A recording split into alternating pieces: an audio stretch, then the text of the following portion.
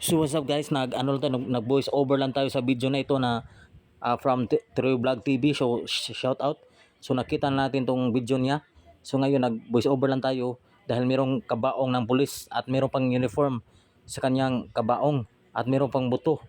May ulo pa yung yung bungo ng pulis at sira yung bungo niya, baka nabaril ng baka nabaril yung ulo niya.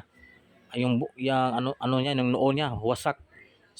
So yun, metal casket yung kabaong niya mga kawakwak. So lang tayo sa vlog ni Teroy Vlog TV. So nandito sa Carita Cemetery mga kawakwak. Tingnan nyo mga kawakwak, yan bungo yan ng bungo yan ng pulis.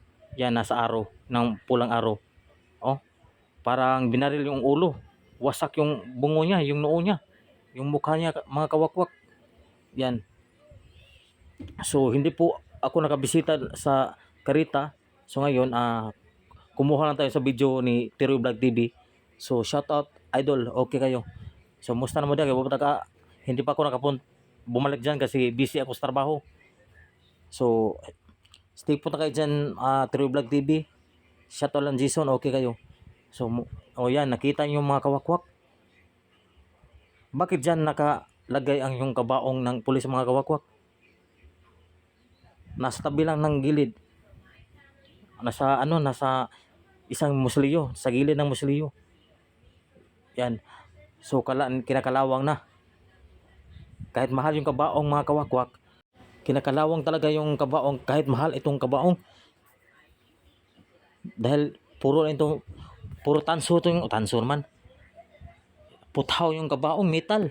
Kaya tinataya yan. Kinakalawang. Yan. Sino kaya itong pulis na to mga kawakwak? Bakit sira yung mukha niya, yung bungo yan, yung noo niya nawasak? Baka na disgrasya or binaril ba? Yan napabayaan na lang.